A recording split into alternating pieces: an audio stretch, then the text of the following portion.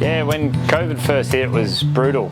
All on-premise bars, restaurants, pubs shut their door, and these are our customers. 45% of our trade we lost, overnight. It was a real challenging time for the industry, and probably in my lifetime being in the industry, the most challenging one we've ever been a part of.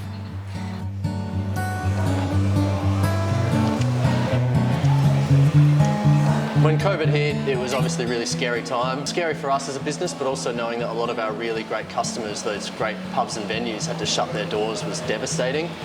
We had a lot of fresh beer out in the trade, as you can imagine, that all of a sudden couldn't be sold. So we had to bring all of that back to the brewery and try to find something to do with it. So we just started reaching out. We started talking to Cape Byron Distillery and exploring options. I think we kind of said, well, let's just give distilling it a crack and see what happens.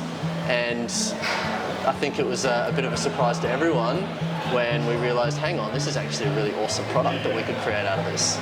Essentially what we've done is we've taken that fresh Pacific Ale, we've repurposed it and artfully distilled it into a moonshine. So we've distilled it from 4.4% up to around 68%, and then we've reduced it using mouth-watering spring water back to 44%. So it is a beautiful, fruity, floral, incredible spirit that's got loads of energy and kind of attitude about it. When I first smelt it, I had to ask, was there any other botanicals or any fruit or anything added to this? Because it's so fruity. And so to learn that it's just that fresh Pacific Ale coming through is amazing. It's so vibrant, it's so fruity, it still carries that tropical aroma that we know from Pacific Ale, and it's amazing to see that come through in a different form.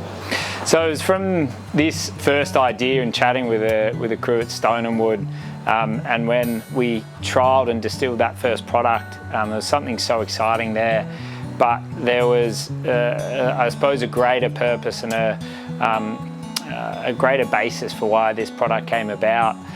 Yeah, we started with a crisis or a product that was perfectly usable but couldn't be sold through pubs and venues, that was destined for waste. So from an environmental point of view, to be able to repurpose that and create another great product out of it is one thing. But the fact that this is a broader community crisis and it's impacted every part of our community, the fact that we're able to create this product out of nothing essentially, and then have the proceeds going back to the community through Stone and Wood's Ingrained Foundation that will grant those proceeds back to our community is just an amazing story. For us to be able to create a new purpose for that product and distilling it and creating a new level, this is incredible spirit and a flavour like no one's tasted before.